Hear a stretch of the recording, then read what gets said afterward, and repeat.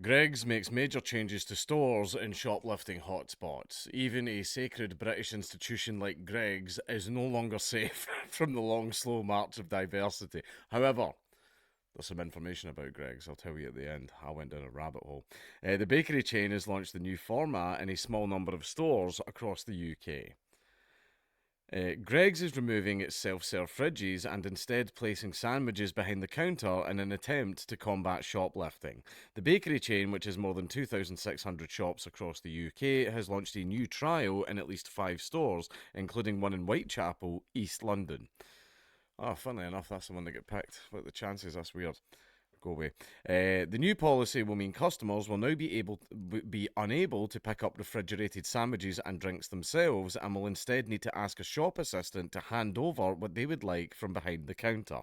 It is understood this small trial is only being introduced in stores which are exposed to higher levels of shoplifting, and there are currently no plans to introduce this new format to all stores across the country. Now, America have a phenomenon like this, and basically, this is the beginning of what is known as food deserts, where basically the area becomes so terrible and so riddled with crime that the shops start to do little things like this. They start to put things behind the counter, they start to put electronic magnetic security tags on things, they start to lock stuff behind cases where you need to get a member of staff to come out and let you into the shelf if you want something, right? And then what happens is if it gets so bad, the shop just goes, this is no longer profitable, we are losing way too much money, and then they leave. So what happens is you've got whole neighbourhoods with not a single food shop. It's called a food desert because basically crime got that bad.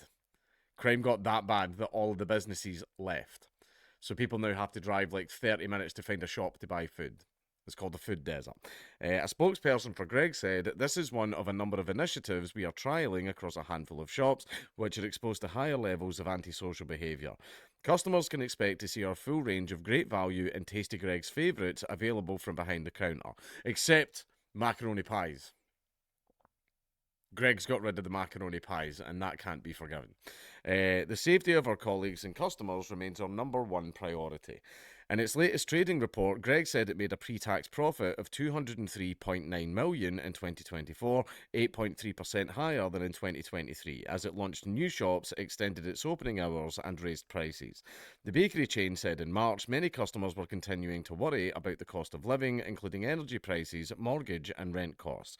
The chain raised the prices of some of its food items last year. Most recently, the national price of its traditional sausage roll increased by 5 pence to £1.30, while other items such as coffee and donuts also rose by between 5 pence and 10 pence. Now, the Greggs sausage roll, I don't know what meat's in it, but I do like one now and again. No one likes to admit that they like Greggs. Americans will never know of the glory. The American mind can never understand this. It comes as the number of shoplifting offences recorded by police in England and Wales in a year surpassed 500,000 for the first time on record. Wow, I wonder who's doing that. According to the latest figures from the Office for National Statistics. Police recorded 516,971 shoplifting offences in 2024, a 20% increase on the 429,873 offences in 2023, and the highest number recorded since modern record keeping practices began in 2003. The ONS said shoplifting offences have been running at record levels for the past 2 years, noting a sharp rise following the COVID-19 pandemic. Retailers across the country are implementing new strategies and a crackdown on shoplifting. Most recently, supermarket giant Sainsbury's introduced VAR-style cameras at self-checkouts, with customers being shown a replay if they do not scan items correctly. Okay. Greggs is a proud British institution. Lots of people will bitch about it, right? And go, oh, Greggs. However, right, okay. Greggs is like our Denny's, where you don't go to Greggs, you end up in Greggs. The way Greggs works is it's sort of like, I'm starving, what's around? Oh, is Greggs all there is? Fuck it, we'll have to do. Right, but it's not bad. It's not great, but it's not bad. And the other night I went on a rabbit hole because we were sitting there in Discord chatting and we were talking about Greggs and comparing certain items, and I had my usual little seed over the fact that Greggs discontinued the macaroni pies. However, someone went, who is Greg? And I was like, that is an excellent question. Who is Greg? and I ended up going down a bit of a rabbit hole. And the guy's name was John Gregg. He basically started in the very early 1900s, and he was a little delivery boy peddling everywhere on his bike, delivering pies and sausage rolls and blah blah blah to like people in their houses for a bakery that he was working for. And then he thought, I can do this, and he started a company called Greggs after his own last name.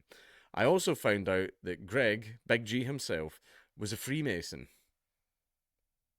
But I didn't know that. I also found out that Colin Gregg, his son, the heir apparent to the Greggs empire, is currently serving a 13-year sentence, recently reduced to 8-year sentence, for nonsense wee boys. Not even a sacred British institution like Greggs is safe.